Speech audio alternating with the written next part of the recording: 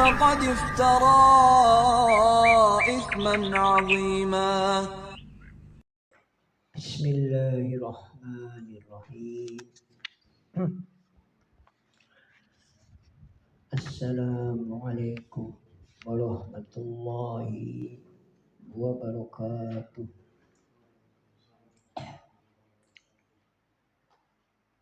إن الحمد لله نحمده ونستعينه ونستغفره ونعوذ بالله من شرور أنفسنا وسيئات أعمالنا.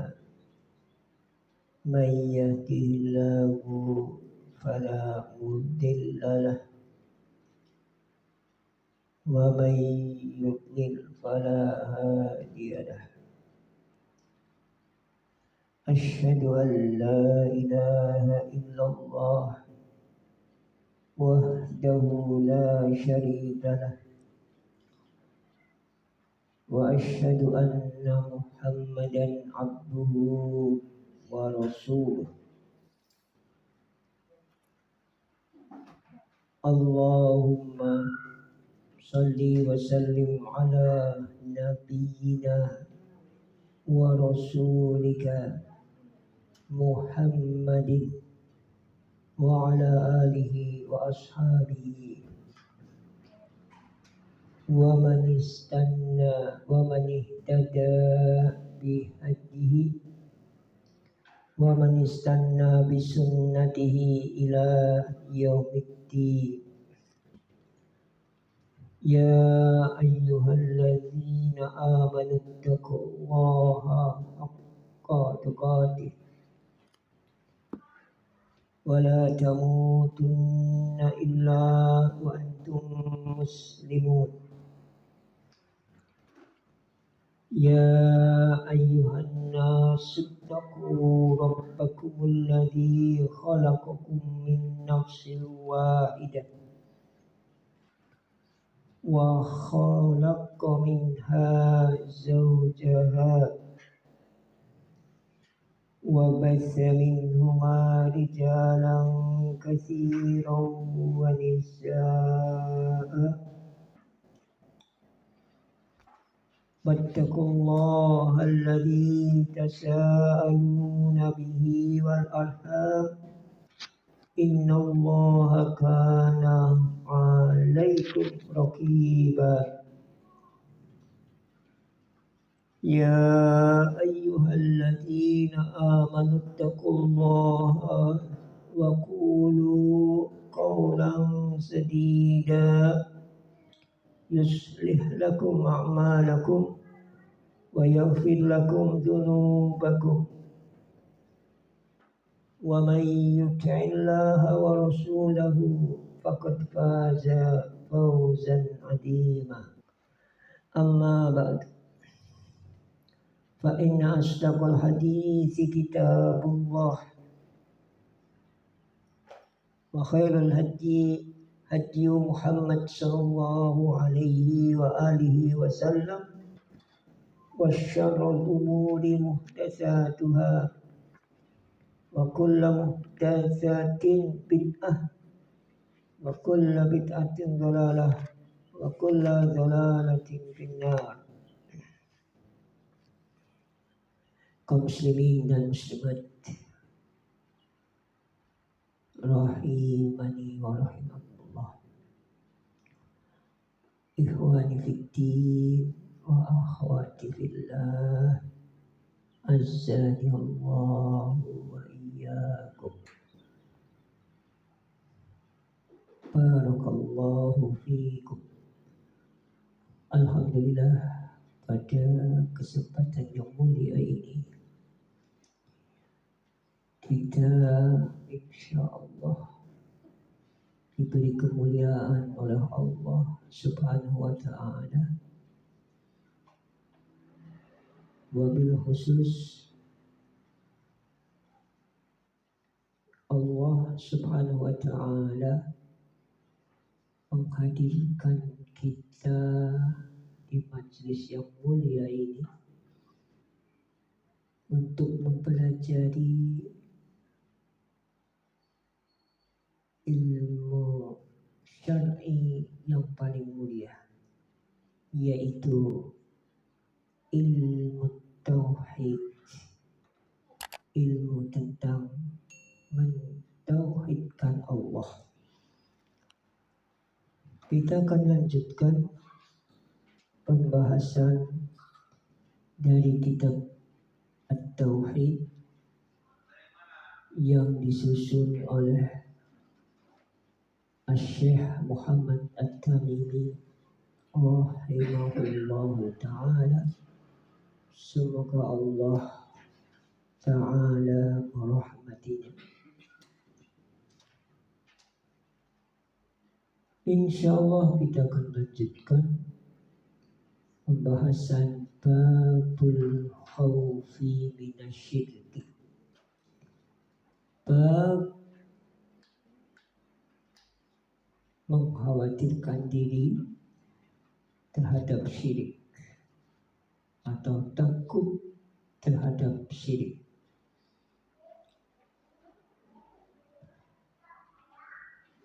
Alhamdulillah, kita pada kesempatan yang lalu telah membahas tentang bahayanya syirik, akibat dosa syirik, terutama dosa syirik yang belum ditobati, sehingga na'udzubillah bertemu dengan Allah Subhanahu wa ta'ala di akhirat dengan membawa dosa syirik yang belum ditobati. Bagaimana kalau demikian? Maka Allah Subhanahu wa ta'ala tidak akan memberi ampunan sama sekali. Tetapi Allah Subhanahu wa ta'ala akan mengampuni dosa semuanya selain syirik, walaupun belum bertobat di dunia. Dengan demikian, hendaknya setiap diri berhati-hati, mewaspadai, jangan sampai terjatuh dan terjerumus dalam perbuatan syirik. Karena begitu dahsyatnya pengaruh buruknya. Kemudian ayat yang berikutnya, bagaimana kita berupaya di samping dengan perbuatan juga dengan doa, dan doa merupakan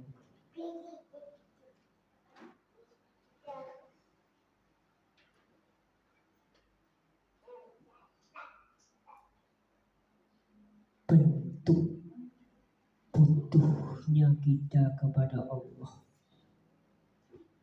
bentuk penghambaan kita kepada Allah, dan kita yakin Allah Subhanahu wa ta'ala pemilik taufik akan memberikan taufik kepada kita agar kita terjauhkan dari perbuatan syirik dalam berbagai bentuknya,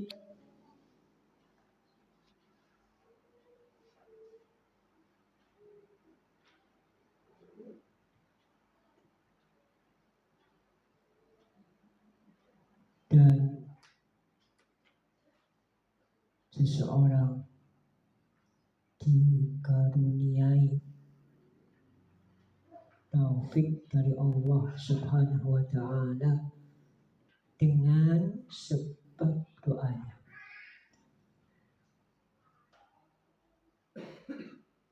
Abul Anbiya, Abul Muwahhidin, bapaknya para nabi, bapaknya para orang yang bertauhid, al-muwahhid, al-muwahhidun, orang-orang yang bertauhid, yaitu Nabi Ibrahim alaihi salatu wassalam, yang merupakan qudwah, imam,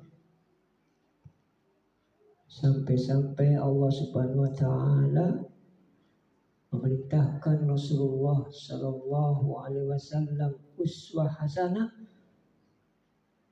Namun Allah Subhanahu wa Ta'ala memerintahkan kepada beliau untuk meneladani bapaknya Ibrahim alaihissalatu wassalam. Salah satu teladan dari beliau yaitu Nabi Ibrahim alaihissalatu wassalam adalah berdoa kepada Allah Subhanahu wa Ta'ala agar terhindar dari perbuatan syirik. Allah Subhanahu wa Ta'ala mengabadikan doa yang mulia yang dipanjatkan oleh Nabi Ibrahim alaihissalatu wassalam dalam surat Ibrahim ayat 35. Wajnubni wa baniya an na'budal asnam.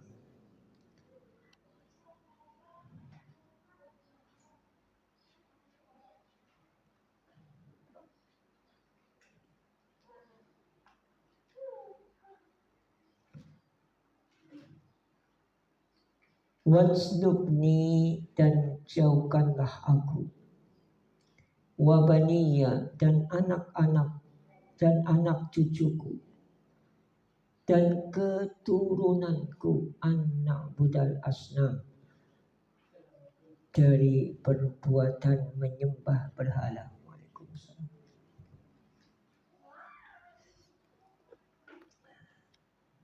Nabi Ibrahim alaihissalatu wassalam memohon kepada Allah Subhanahu wa Ta'ala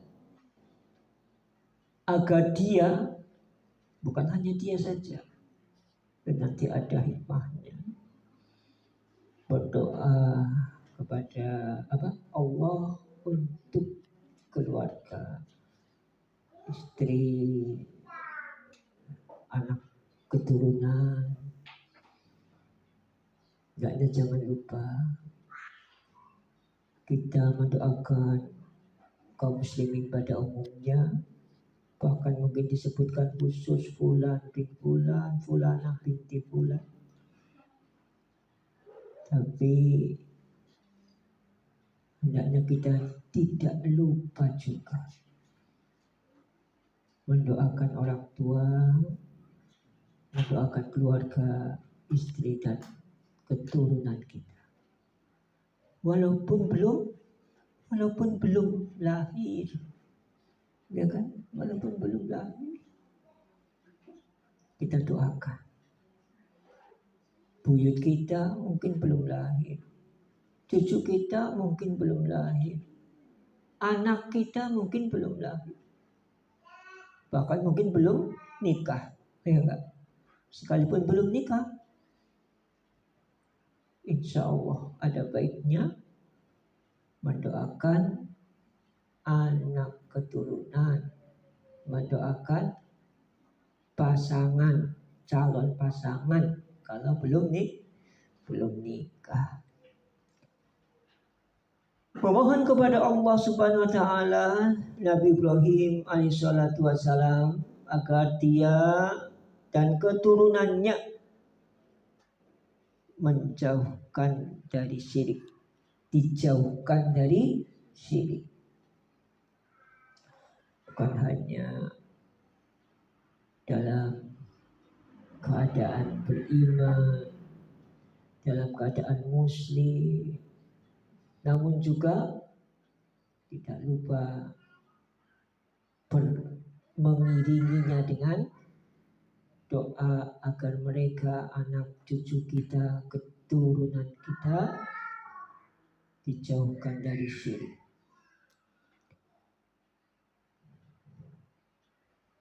Kemudian sisi pengambilan dalilnya, wajhud dalalah. Sisi pengambilan dalilnya adalah jangan sampai seseorang merasa telah bertauhid sedangkan dia tidak takut terhadap syirik. Alhamdulillah berusaha dan telah merasa dan selalu berusaha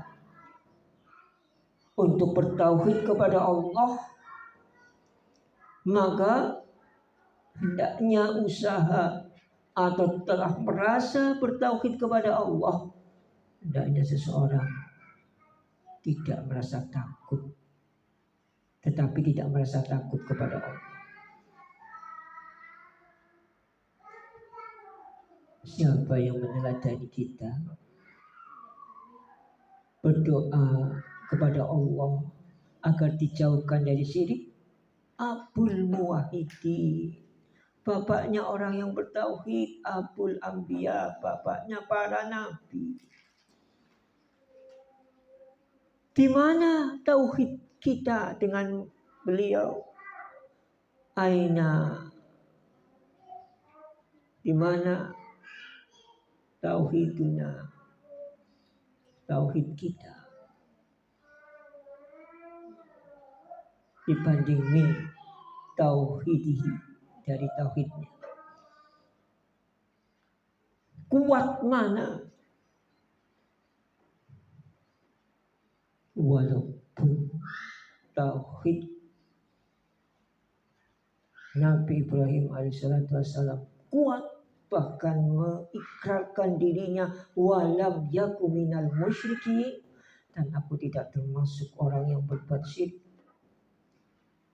Sekalipun begitu, Nabi Ibrahim alaihissalam berdoa kepada Allah agar Allah menjauhkan dirinya dari perbuatan syirik. Beliau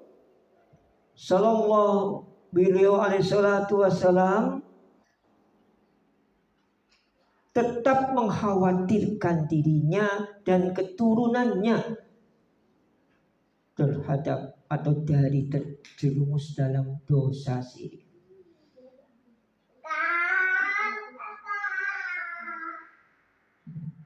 Di mana posisi kita, di mana kedudukan kita dengan Ibrahim alaihissalam, Nabi Ibrahim. Kira-kira siapakah yang lebih mengkhawatirkan dirinya? Nabi Ibrahim apa kita? Nabi Ibrahim apa orang yang tingkatan keimanannya jauh di bawah beliau? Mestinya lebih mengkhawatirkan diri kita. Ya.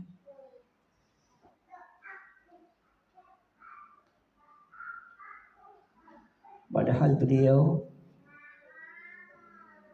Nabiullah Ibrahim alaihissalam telah menghancurkan berhala dengan kedua tangannya sendirian di rumah peribadahan kaumnya yang menyembah berhala, sendirian menghancurkan berhala dan meninggalkan berhala yang besar, yang paling besar. Mesti kalungi kampak berhala yang paling besar itu untuk membuka pikiran penyembah berhala.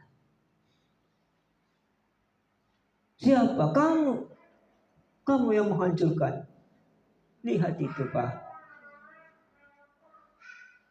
apa itu? Kampaknya yang dikalungkan oleh patung berhala yang paling besar.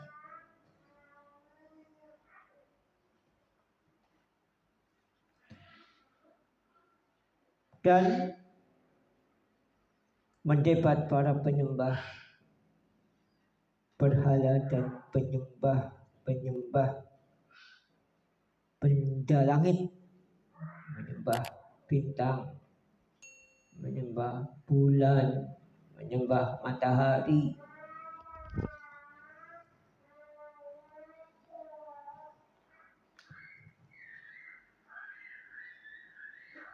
Dengan argumentasi yang sangat kuat, dengan penuh keyakinan ketegaran. Itu Nabiullah Ibrahim alaihissalam telah merealisasikan tauhidnya. Sekalipun begitu, Nabi Ibrahim alaihissalam mengkhawatirkan dirinya dan keturunannya terhadap perbuatan dan dosa syirik. Kita akan mengakui diri kita. Kita akan mengakui hati kita, jiwa kita lemah iman. Lemah iman kita ini. Bagaimana kita yang lemah iman ini lebih pantas untuk mengkhawatirkan diri kita dan keturunan kita dari terjerumus ke dalam syirik. Harusnya kita begitu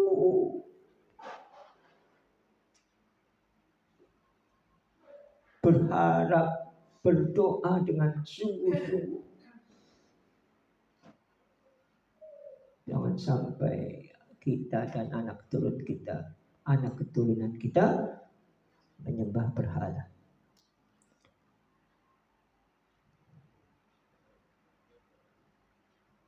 Kemudian sebagai penguat,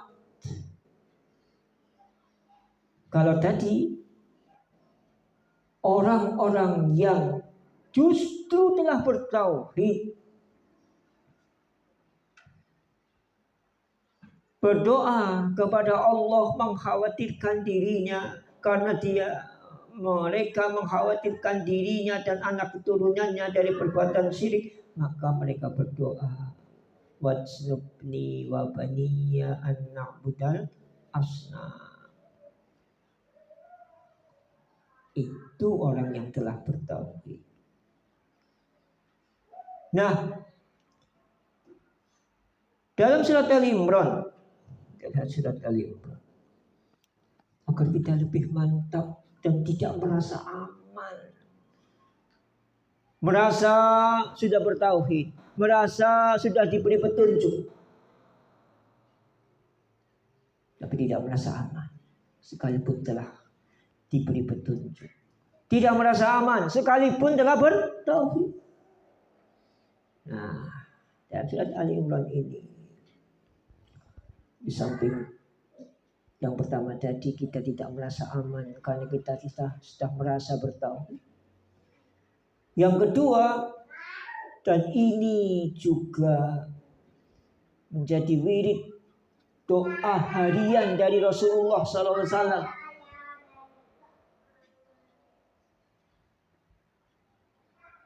permohonan kepada Allah Subhanahu wa Ta'ala, dan juga para ulama. Nanti akan kita sebutkan dalam surat Al-Imran ayat 7 dan 8, kemudian 9. Ayat 7,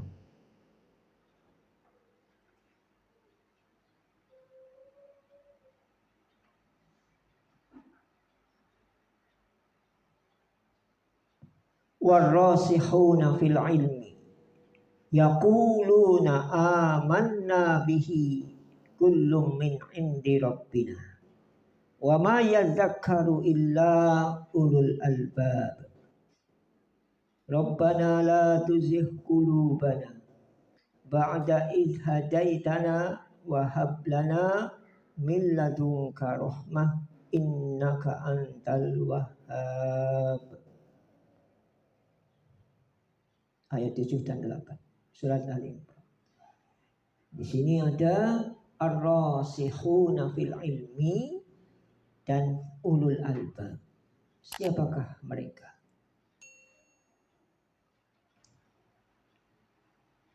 War-rasikhuna fil ilmi, dan orang-orang yang dalam ilmunya, yang mendalam ilmunya, tidak cacat ilmunya.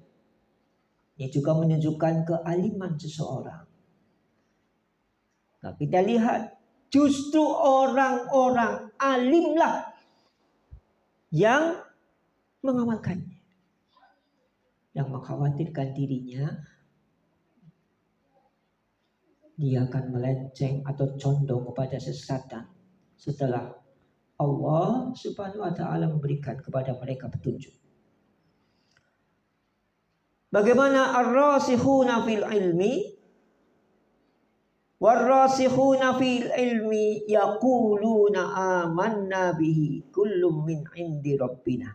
Ini dalam konteks tentang ayat muhkamat dan mutasyabihat dari awal-awal surat Al-Imran. Ayat muhkamat yang sudah jelas maknanya, ayat-ayat mutasyabihat, ayat yang masih samar bagi mayoritas orang manusia maupun sebagian manusia. Itu ayat mutasyabihat. Tetapi yang banyak dan merupakan ummul kitab itu adalah ayat-ayat muhkamat. Nah, ar-rasihuna fil ilmi itu mereka mengatakan amanna bihi, kami beriman dengan ayat-ayat mutasyabihat. Kullu min indi rabbina, semuanya dari sisi Rabb kami. Ayat muhkamat, ayat mutasyabihat min indi rabbina, dari sisi Allah, dari sisi Rabb kami. Wa ma yadzakkaru illa ulul albab, dan tidak ada yang dapat mengambil pelajaran illa ulul albab, kecuali orang-orang yang berakal. Nah, ar-rasihuna fil ilmi, ulul albab itu salah satu amalan mereka, salah satu doa mereka, ar-rasihuna fil ilmi, ulul albab itu salah satu doa mereka. Bahkan Rasulullah SAW memberikan contoh kepada kita, doa ini, doa yang mulia ini hendaknya dipanjatkan setiap hari. Setiap hari.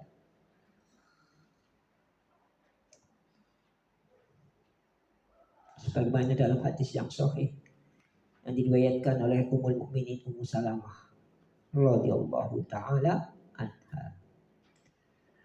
Kita lihat ar-rasikhuna fil ilmi. Al-Hafidz Ibnu Katsir rahimahullah taala telah menerangkan dalam kitab tafsirnya, ar-rasikhuna fil ilmi,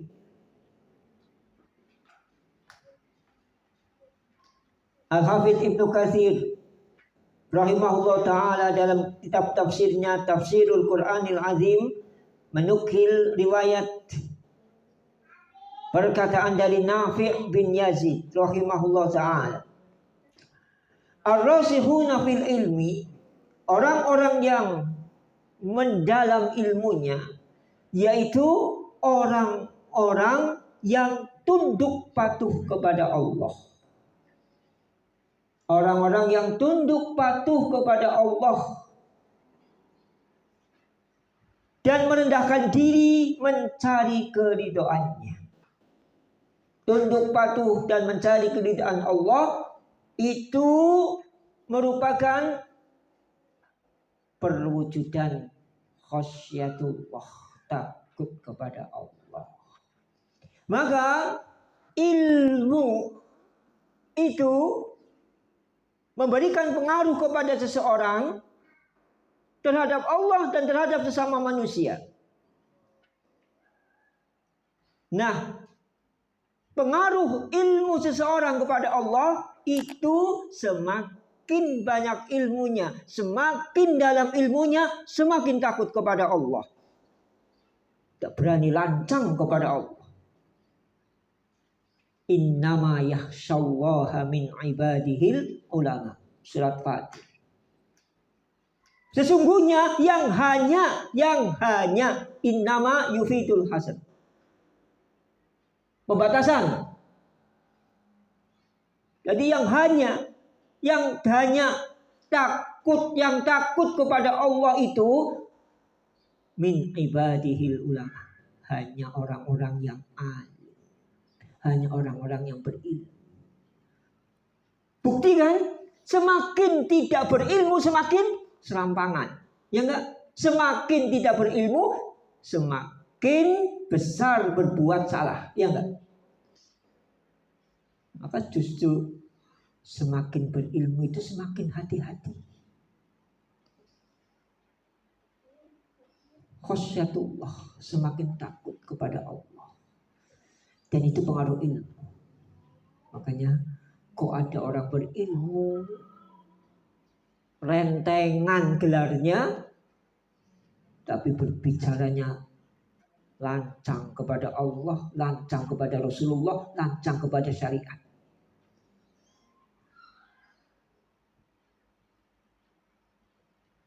Itu tanda ilmunya tidak bermanfaat.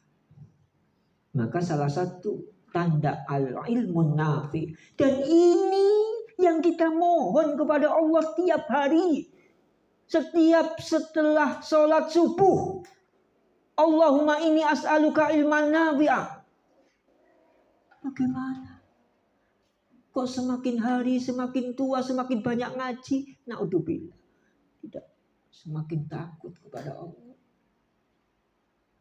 Asarnya, pengaruhnya bagaimana saudara? Padahal kita tiap hari bermohon kepada Allah. Kita tidak ingin dalam sehari itu terlewatkan dari mendapatkan ilmu yang bermanfaat. Rugi kita. Setiap maghrib itu hendaknya kita merenung.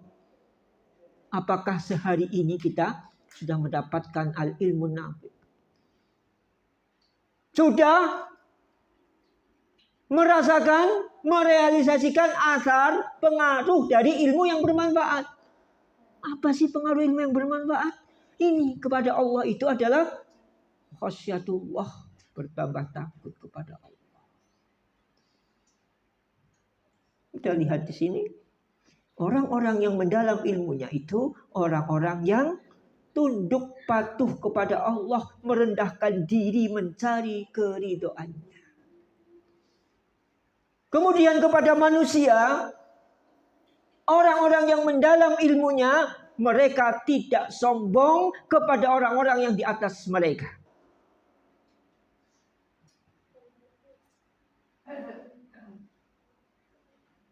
Dan tidak pula menghina orang-orang yang berada di bawah mereka. Ini adalah kepada manusia semakin bertawadu. Memakai ilmu padi. Semakin banyak isinya semakin merunduk. Tidak tong kosong berbunyi nyaring, air beriak tanda tak dalam. Ya kan? Orang kalau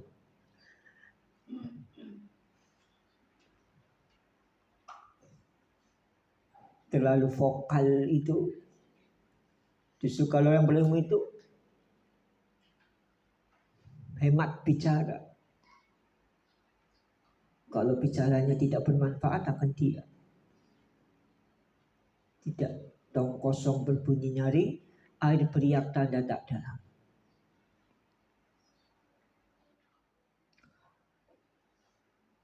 Siapa yang paling alim? Siapa yang paling alim? Rasulullah SAW. Rasulullah SAW yang paling takut kepada Allah, yang paling tawadu kepada manusia. Itu ukurannya. Ukurannya itu. Ukurannya itu. Ukuran ilmu seseorang bermanfaat atau tidak kepada Allah, semakin takut atau tidak. Kepada sesama manusia semakin tawadu atau tidak. Semakin rahmah, kasih sayang atau tidak.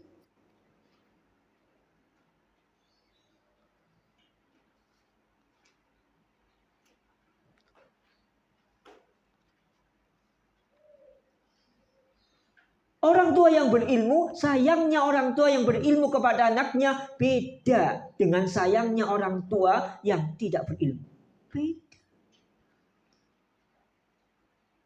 Mengekspresikan sayangnya kepada anak dari orang tua yang berilmu dengan orang tua yang tidak berilmu beda, sangat beda.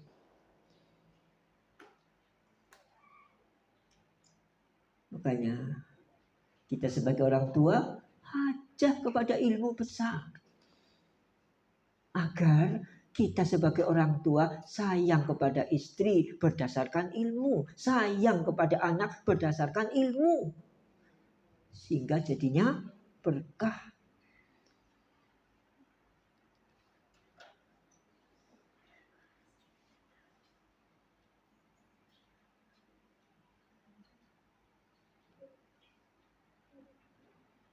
Kemudian ulul albab. Kita sering kan mendengar ulul albab. Al-Hafidz Ibnu Katsir rahimahullah ta'ala memberikan definisi, ada pengertian tentang ulul albab. Tafsir dari surat Al-Imran ayat 7. Ya, wa may yadzakkaru illa ulul albab. Ar-rasikhuna fil ilmi beriman kepada semua ayat Al-Quran. Tidak mempermasalahkan ayat-ayat yang mutasyabihat. Kemudian yang dapat mengambil pelajaran dari ayat-ayat Al-Quran itu siapa? Ulul albab. Wa may yadzakkaru illa ulul albab. Ini juga yufidul hasr. Pembatasan. Sesungguhnya yang dapat mengambil pelajaran dari ayat-ayat Al-Quran hanya ulul albab. Selain itu tidak. Selain itu tidak. Maka kita ingin mengetahui apa sesungguhnya pengertian ulul albab itu. Al-Hafidz Ibnu Katsir rahimahullah ta'ala memberikan pengertian ketika beliau menafsirkan ayat yang mulia ini, surat Ali Imran ayat 7. Orang yang dapat memahami dan merenungi makna ayat Al-Quran dengan benar. Ini ulul albab. Sehingga pengaruh atau buah dari pemahaman yang benar dari ayat-ayat Al-Quran, buah dari merenungi makna dari ayat-ayat Al-Quran, maka mereka akan mempunyai pemahaman yang benar. Siapa? Ulul albab. Selamatnya seseorang itu karena benarnya pemahaman. Makanya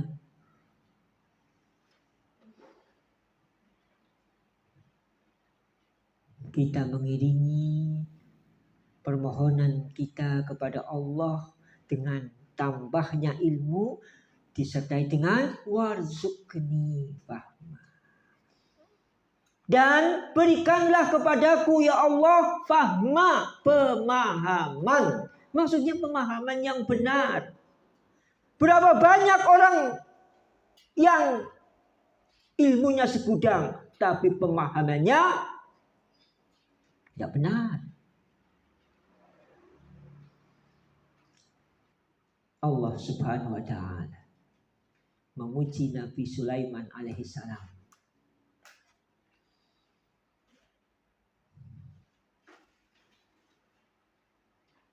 Dengan berfirman, dengan firman-Nya, fafahamna Sulaiman. Dan kami telah berikan pemahaman kepada Sulaiman alaihissalam dalam Al-Quran. Maka kita mempelajari Islam ini dengan pemahaman yang benar agar kita selamat.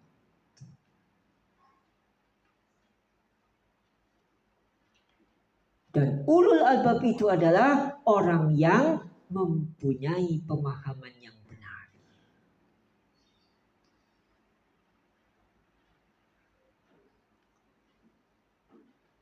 Caranya bagaimana? Memahami ayat-ayat Allah, merenungi maknanya dengan benar. Merenungi maknanya dengan benar. Berarti kita hanya copy paste dengan orang-orang yang telah selamat dalam memahami ayat-ayat Al-Quran khususnya. Orang-orang yang selamat dalam memahami syariat Islam yang mulia ini. Itulah orang yang berakal sehat. Ukurannya sehat tidaknya akal seseorang ini. Ya kan? Ukuran sehat tidaknya akal seseorang adalah bagaimana mereka itu memahami ayat Allah, merenungi makna ayat Allah dengan pemahaman yang benar.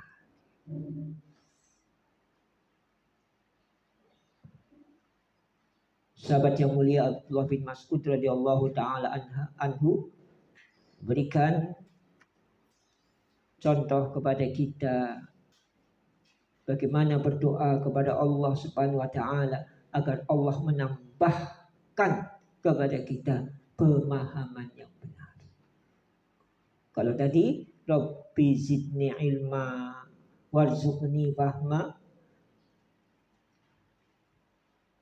Kemudian yang kedua, dalam masalah pemahaman yang benar, Abdullah bin Mas'ud radhiyallahu taala anhu sahabat yang mulia memberikan teladan kepada kita doa kepada Allah, Allahumma zidna imanan wa yakinan wa fikhan. Allahumma zidna, ya Allah tambahkanlah kepada kami imanan, keimanan. Kita mohon kepada Allah agar Allah meningkatkan keimanan kita. Bagaimana agar iman kita bertambah? Maka menambahnya dengan ta'ah.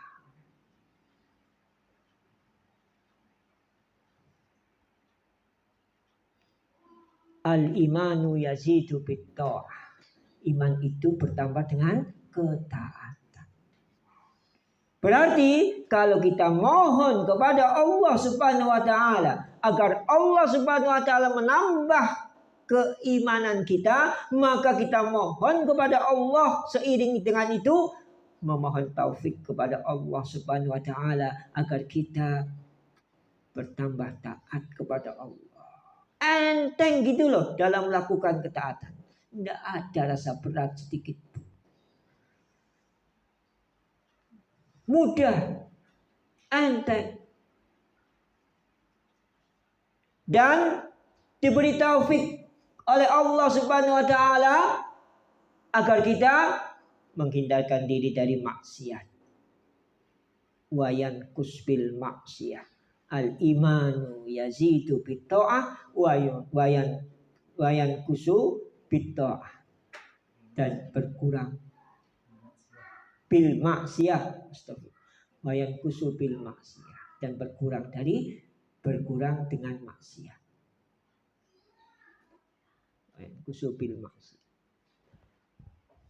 Maka kita kalau bermohon kepada Allah Subhanahu wa taala agar Allah meningkatkan keimanan kita, kita menghadirkan hati kita dalam hati kita. Makna dari doa ini adalah agar Allah Subhanahu wa taala memberikan taufik kepada kita agar kita bertambah taat dan diberi kemampuan untuk menghindarkan diri dari maksiat sejauh-jauhnya. Karena maksiat itu mengurangi keimanan, menurunkan tingkat keimanan. Yang kedua, Allahumma zidna imanan wa yakinan, menambah yakin. Yakin, apa iya? Yakin terhadap qaulullah dan qaulur Rasul. Yakin. Walaupun tidak masuk akal.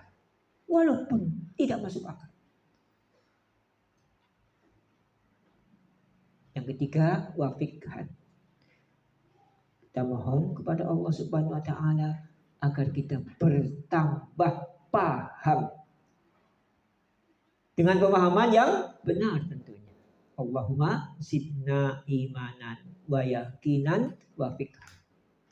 Ini salah satu ikhtiar usaha ya, agar kita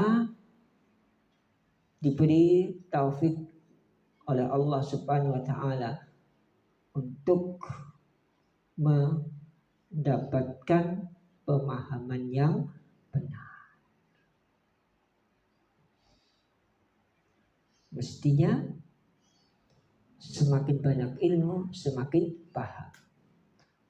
Kalau banyak ilmu kok makin bingung, makin tidak paham atau pemahamannya nyeleneh, maka ada yang konslet itu. Pasti ada yang konslet. Makanya orang yang cerdas, orang yang berakal sehat tidak hanya menambah ilmu, tapi juga menambah pemahaman yang benar terhadap ilmu tersebut. Dengan siapa kita memahami? Ya dengan orang-orang yang telah selamat pemahamannya, diakui oleh Allah dan Rasulnya. Kalau ulama zaman sekarang ya telah diakui kealimannya, diakui selamatnya dari pemahaman yang nyeleneh itu dengan ulama yang lebih ahli.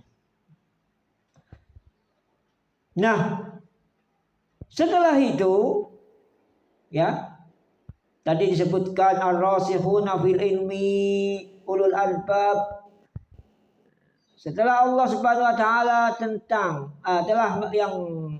setelah Allah Subhanahu wa taala mengabarkan tentang hambanya yang mulia, yaitu ar-rasikhuna fil ilmi dan ulul albab,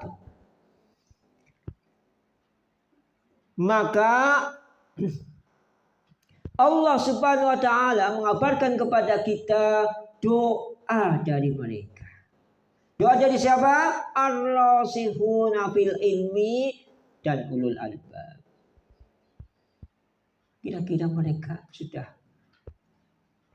mapan belum petunjuknya? Sudah mapan. Pemahamannya benar, pemahamannya selamat. Tunduknya kepada Allah, menghinakan diri kepada Allah. Tujuannya mencari ridha Allah. Mereka berdoa kepada Allah Subhanahu wa taala, Rabbana la tuzigh qulubana ba'da idh hadaitana. Ya Rabb kami, la tuzigh qulubana. Janganlah engkau jadikan hati kami condong kepada kesesatan. Ba'da idh hadaitana, setelah engkau memberikan petunjuk kepada kami. Khawatirnya itu sebelum mendapat petunjuk apa sesudah mendapat petunjuk? Ba'da idh hadaitana, setelah engkau memberi petunjuk kepada kami. Tadi yang mengkhawatirkan dirinya terhadap perbuatan syirik siapa? Orang yang bertauhid. Ya enggak? Karena ya nanti ada sebab. Kenapa sih orang yang bertauhid justru mereka mengkhawatirkan dirinya terjerumus dalam perbuatan syirik? Ini juga begitu. Orang-orang yang mengkhawatirkan dirinya condong kepada kesesatan itu justru ba'da idh hadaitana, justru orang yang telah mendapat petunjuk, agar senantiasa berada di atas jalan yang lurus, petunjuk Allah Subhanahu wa taala, tidak melenceng ke kiri, tidak melenceng ke kanan, tidak condong kepada kesesatan. Ya kan? Ba'da idh hadaitana, justru orang yang telah mendapat petunjuk. Bahkan ar-rasihuna fil ilmi, bahkan ulul albab. Maksudnya doa yang mulia ini, Rabbana la tuzigh qulubana ba'da idh hadaitana, janganlah engkau palingkan hati kami dari petunjuk setelah engkau menjadikan kami setelah engkau menjadikannya tegak di atasnya. Ya, kita tidak ingin. Setelah kita berjalan tegak di atas petunjuk, naudzubillah, setelah itu kita contoh kepada kesesatan. Makanya kemudian Rasulullah SAW mengaitkan doa yang mulia ini dengan doa ya muqallibal qulub tsabbit qalbi ala dinik.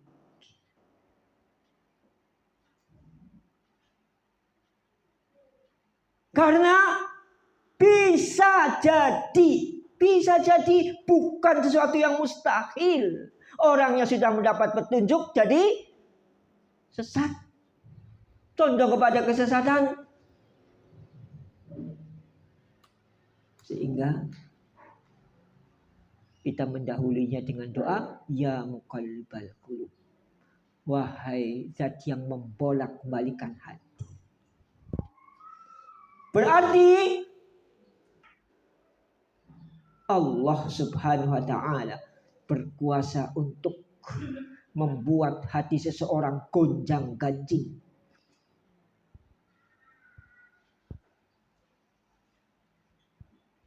Esok dile sore tempe, esok pagi beriman, sore kafir. Maka orang-orang yang telah mendapat petunjuk justru khawatir dengan makar dari Allah. Tidak merasa aman karena dirinya telah mendapat petunjuk. Karena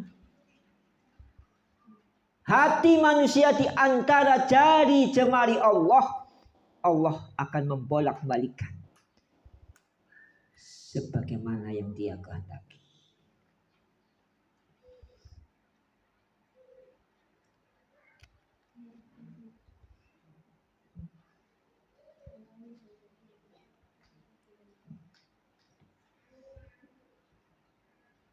Dalam surat As-Saff juga disebutkan, falamma zaghu azaghallahu qulubahum.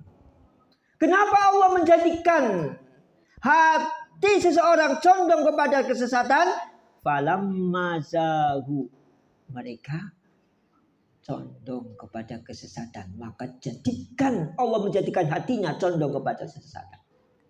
Al jaza min jinsil. Ada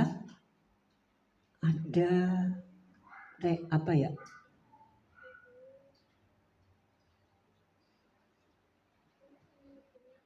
Ada aksi, ada reaksi. Nah ini. Wa may yudil fala hadiyalah. Barang siapa yang disesatkan Allah, maka tidak ada seorang pun yang akan dapat memberikan petunjuk kepadanya. Kenapa kok sesat? Karena zagu, mereka condong kepada kesesatan.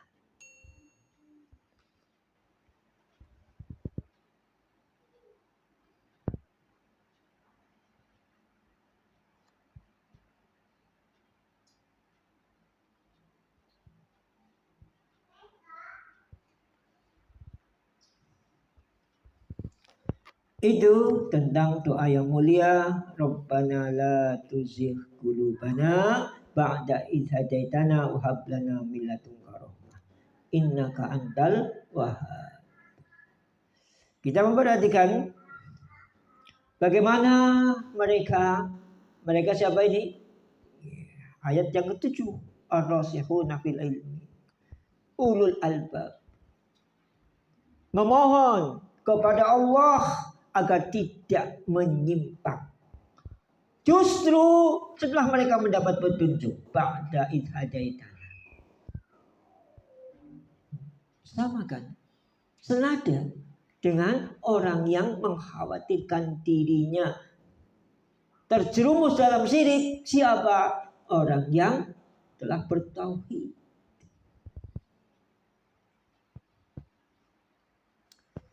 Ibrahim At-Taimi rahimahullah berkata, man ya'manu minal bala'i ba'da khalilillahi Ibrahima hina yakulu rabbi wajnubni an wabaniya an na'budal asnam. Man ya'manu minal bala'i ba'da khalilillahi Ibrahim. Dan siapakah yang merasa aman dari bencana setelah kekasih Allah, Khalilur Rahman, Khalilullah Ibrahim alaihi salatu wassalam, ketika beliau berkata, Rabbi wajnubni wa baniya an na'budal asnam. Ya Rabb, jauhkanlah aku dan anak keturunanku min an na'budal asnam, dari menyembah berhala. Kalau Nabi Ibrahim alaihissalam yang Khalilur Rahman, Abul Muwahhidin, Abul Anbiya saja tidak merasa aman dari perbuatan syirik, apalagi selain beliau. Mestinya lebih tidak merasa aman, lebih banyak, lebih serius, lebih sungguh-sungguh memohon kepada Allah Subhanahu wa taala agar dirinya dan anak cucunya dan keturunannya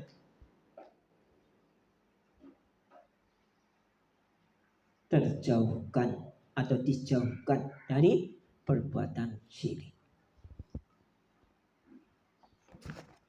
Disebutkan dalam Tafsir At-Tabari jilid 13 halaman 687. Syekh Saleh Al-Syekh mengatakan, realitasnya, kenyataannya, kebanyakan orang tidak takut kepada dosa syirik. Itu realita, kenyataannya.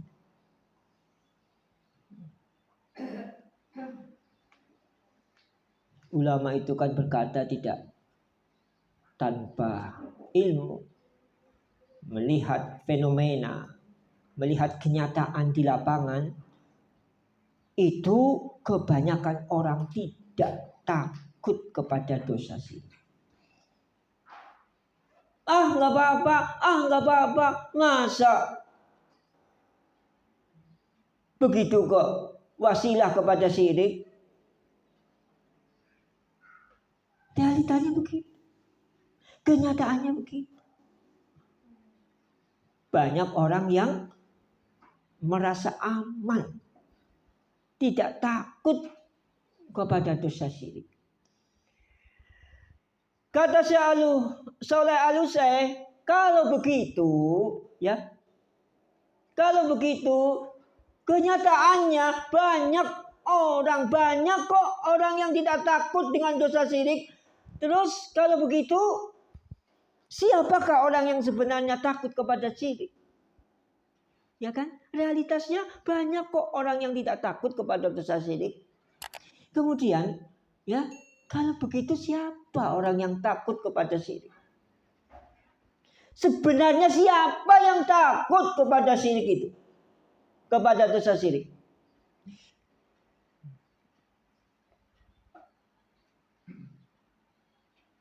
Syekh Saleh Al-Utsaimin melanjutkan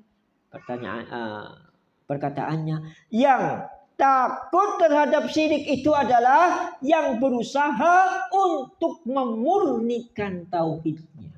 Itulah mereka yang takut dan tidak merasa aman dari perbuatan syirik dan dosa syirik. Berarti kan ini jadi ukuran, jadi standar orang yang berusaha untuk memurnikan tauhid. Semakin dia permisif, oke saja terhadap perbuatan syirik, atau tidak mengkhawatirkan apakah perbuatan syirik itu perbuatan syirik apa tidak, berarti ukurannya seberapa besar ikhtiarnya, upayanya untuk memurnikan tauhidnya. Yang jadi ukuran ini. Ini menjadi ukuran. Sehingga orang yang benar-benar berusaha untuk memurnikan tauhidnya, maka orang tersebut pasti lebih hati-hati terhadap syirik. Jangan sampai terjerumus dalam perbuatan syirik. Dalam berbagai bentuknya. Syirik kecil aja kok. Repot.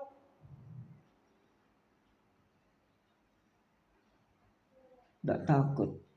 Dia akan dibikin repot akibat perbuatannya sendiri. Ya kan? Makanya kita bisa mengukur diri kita. Seberapa besar kekhawatiran kita, rasa tidak amannya kita dari syirik, itu menunjukkan besar atau banyak atau sedikitnya, besar atau kecilnya usaha kita untuk memurnikan tauhid. Itu ukurannya. Ya, ukurannya ini. Berarti semakin besar kekhawatiran kita terhadap perbuatan syirik, semakin besar rasa tidak aman kita dari perbuatan syirik, itu menunjukkan besarnya upaya kita untuk memurnikan tauhid kita. Maka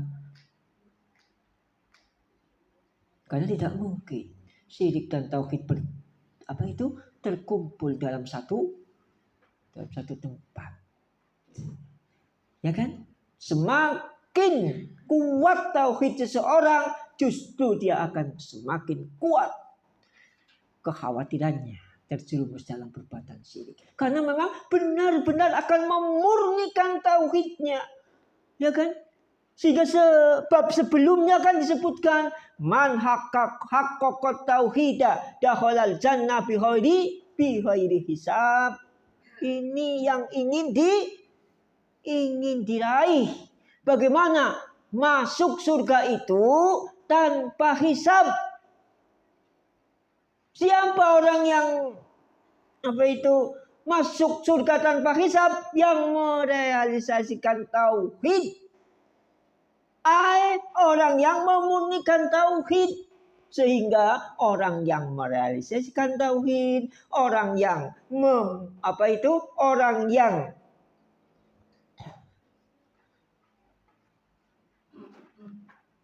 ingin masuk surga tanpa hisab itu akan mewujudkan tauhid, akan merealisasikan tauhid. Upaya untuk merealisasikan tauhid itu adalah memurnikan tauhid. Upaya untuk memurnikan tauhid itu adalah adanya rasa tidak aman terhadap perbuatan syirik. Nyambungkan antara bab ini dengan bab sebelumnya.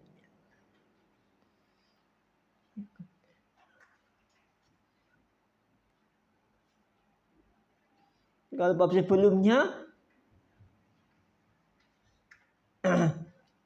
adalah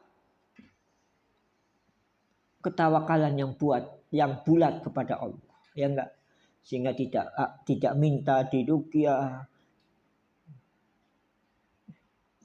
tidak minta dikai.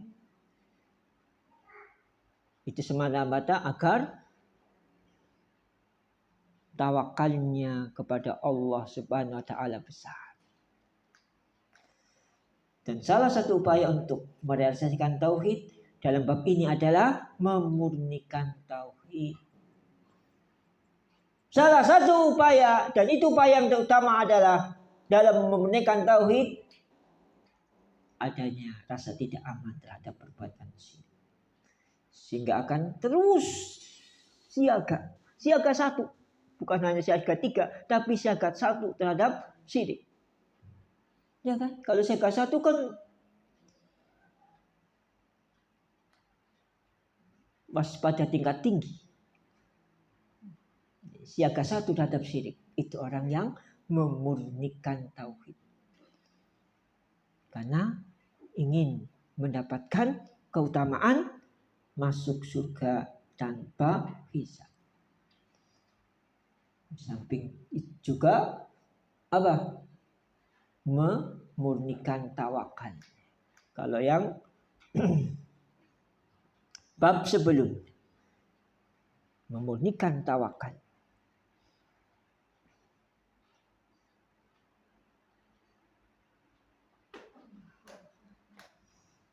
Nabi Ibrahim alaihissalatu wassalam berdoa agar dijauhkan dari al-asnam, an na'budal asnam wajnubni wa baniya an na'budal asnam. Al-asnam adalah jamak dari sonam. Mufradnya itu as-sonam, jamaknya al-asnam, jamak taksir. As-sonam adalah sesembahan berupa patung yang berbentuk manusia atau bentuk yang lain. Itu as-sonam. Sesembahan bentuk patung atau bentuk yang lain. Nah, samiri itu kan patung anak sapi. Nah, patung anak sapi itu termasuk asnam, as-sonam. Karena dibentuk. Patung anak sapi. Yang dibikin oleh samiri. Itu bentuk dari sonam, as-sonam. Bentuk manusia. Al-lata wal uzza itu bentuk manusia. Bentuk binatang contohnya anak sapi. Yang samiri menyuruh pada Bani Israil untuk menyembah. Patung anak sapi, patung manusia atau bentuk yang lain itu termasuk as-sonam. Sedangkan al-awthan itu jamak dari al-wathan. Itu bermakna berhala. Jadi berhala itu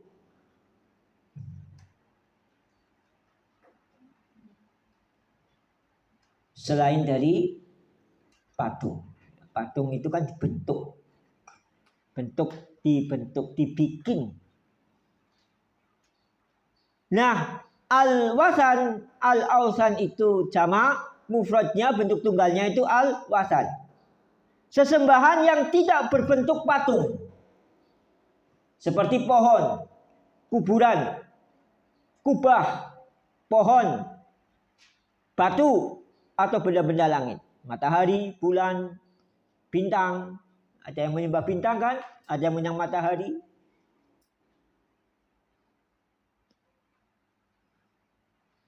atau yang berbentuk abstrak. Malaikat misalnya. Ini menyembah malaikat abstrak.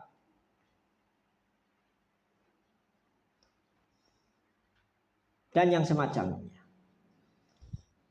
Makanya ketika berkaitan dengan penyembahan terhadap kuburan, Rasulullah SAW berdoa, Allahumma la taj'al qabri wathanan la'anallahu qauman ittakhadhu kubur anbiya'ihim masajid. Ini doanya Rasulullah SAW. Dan alhamdulillah, mudah-mudahan ila yaumil qiyamah tidak menjadikan kuburan Rasulullah sebagai berhala, sebagai yang disembah. Ya kan, alhamdulillah terjaga. Karena di negeri yang menjaga tauhid. Apa jadinya kalau kuburan Rasulullah di negeri sufi? Ya kan? Dikabulkan oleh Allah Subhanahu wa ta'ala. Dijaga kuburan Rasulullah SAW supaya tidak menjadi berhala yang disembah. Allahumma la taj'al qabri wathanan. Ya Allah, janganlah engkau jadikan kuburanku sebagai berhala. Kuburan ini wasan. Karena tidak dibentuk seperti patung. Ya Allah, jangan engkau jadikan kuburanku sebagai berhala yang disembah. Tempat ibadah. Kenapa Rasulullah SAW tidak ridho kuburannya menjadi berhala? La'anallahu qauman. Karena Allah melaknat suatu kaum ittakhadhu kubur anbiya'ihim masajid. Suatu kaum yang menjadikan kuburan nabi mereka sebagai masjid. Allah melaknat. Laknat itu adalah dijauhkan dari rahmat Allah. Ini Rasulullah SAW tidak ridho kalau umatnya itu dilaknat. Kenapa dilaknat? Karena menjadikan kuburan nabi mereka sebagai masjid. Yang pertama, pengertian sebagai masjid memang dijadikan sebagai masjid. Jadi kuburannya itu ada di masjid. Didirikan di atasnya itu masjid, benar-benar masjid. Yang kedua, bentuknya bukan fisik seperti masjid, tetapi sebagai tempat ibadah. Enggak mantep gitu loh kalau enggak berdoa di situ, enggak khusyuk gitu loh kalau enggak sholat di situ. Ini masjid. Fungsinya sebagai masjid, walaupun tidak dibangun di atasnya masjid, tetapi fungsinya sebagai masjid. Itu ittakhadhu kubur anbiya'ihim masajid. Itu sama hukumnya. Menjadikan kuburan nabi sebagai masjid, tempat ibadah. Kan doa kepada Allah. Doanya kepada Allah. Tetapi ya itu tadi. Tidak khusyuk doanya. Atau apalagi nggak yakin doanya terkabul kalau tidak dilakukan di kuburan. Coba kita lihat di sini. Menjadikan kuburan Nabi sebagai masjid, sebagai ibadah saja dilaknat oleh Allah. Apalagi menjadikan kuburan orang soleh yang jauh di bawah Nabi sebagai masjid. Nabi, kuburan Nabi saja. Siapa sih manusia yang paling terpilih? Ya Nabi kan. Para Nabi itu manusia terpilih. Manusia terpilih. Manusia yang paling mulia. Itu yang diangkat oleh Allah dan dipilih oleh Allah sebagai Nabi.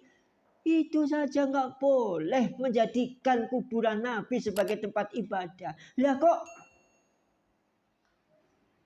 Nabi bukan? Kira-kira bagaimana?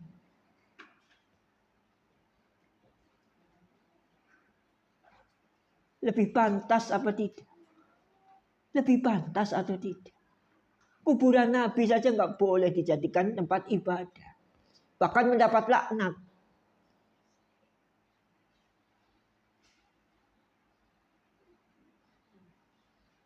Maka kuburan selain Nabi lebih pantas untuk tidak dijadikan tempat ibadah atau tidak. Ya kan?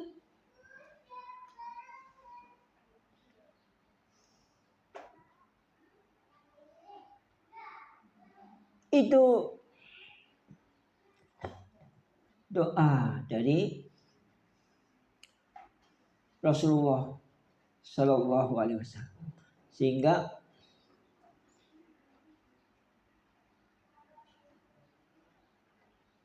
sebelum direnovasi, sebelum menjadi area perluasan Masjid Nabawi, kuburan Rasulullah itu tidak terlihat.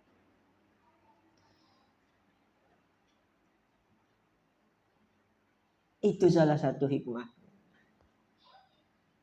Karena dikabulkannya doa Rasulullah SAW kepada Allah SWT, dan dia tidak ridho kalau kuburannya menjadi tempat ibadah sebagai masjid. Sekarang saja tidak kelihatan karena ditutup. Ada jarak. Jadi kita bukan sholat menghadap kuburan karena sudah ada dinding. Jadi kuburan kemudian jarak berapa meter kemudian dibangun dinding. Jadi kita tidak sholat di depan kuburnya Rasulullah walaupun di Masjid Nabawi. Begitu.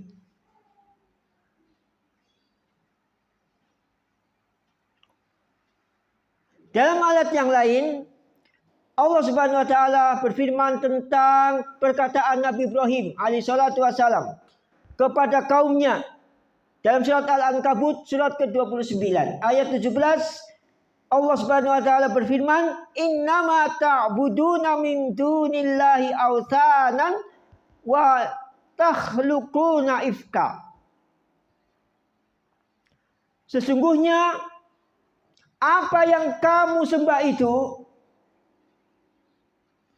adalah berhala dan kamu berbuat dusta, mengada-ada.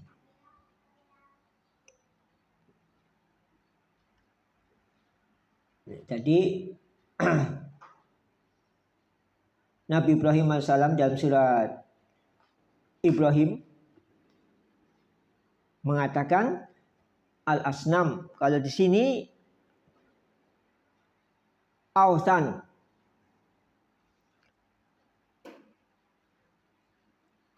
Nah, bisa jadi sebagian kaumnya Nabi Ibrahim alaihi salatu wasalam itu adalah menyembah patung, sebagiannya menyembah berhala seperti benda langit dan semacamnya. Atau dapat juga dikatakan bahwa lafaz ausan di sini ausan min dunillahi ausan jamak dari wasan adalah umum. Berarti kalau umum asnam termasuk wasan. Kemungkinan yang kedua tadi, yang pertama tadi wasan itu bukan yang dibentuk. Ada dengan sendirinya. bentuk aslinya. Mencakup segala sesembahan selain Allah berupa asnam atau selainnya. Tidak ada dua pengertian. Apalagi kalau ditinjau dari surat Al-Ankabut ayat 17 yang mengatakan bahwa apa yang kamu sembah selain Allah itu adalah ausan. Maka dalam pengertian ausan dalam ayat yang mulia ini itu adalah umum, termasuk asnam itu ausan.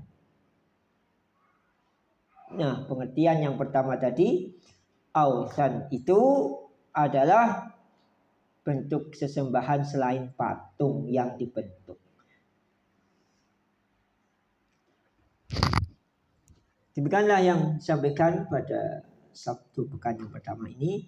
Insya Allah Sabtu pekan yang ketiga yang akan datang kita lanjutkan dengan fawaid, faidah dari surat Ibrahim ayat 37 dan 35 ya, dan surat An-Nisa ayat 46 48. Insyaallah pada pekan ketiga hari Sabtu yang akan datang kita akan lanjutkan fawaid atau faidah dari surat Al-Nisa ayat 48 dan surat Ibrahim ayat 37. Biiznillah ta'ala. Jazakumullah khairan atas perhatiannya. Lebih dan kurangnya saya mohon maaf. Wassallallahu ala nabiyina Muhammad wa ala alihi wa sahbihi ajmain. Subhanakallahumma wa bihamdika asyhadu an la ilaha illa anta astaghfiruka wa atubu ilaik. Wa akhir da'wana alhamdulillahirabbil alamin. Wassalamualaikum warahmatullahi wabarakatuh. ومن يشرك بالله فقد افترى إثما عظيما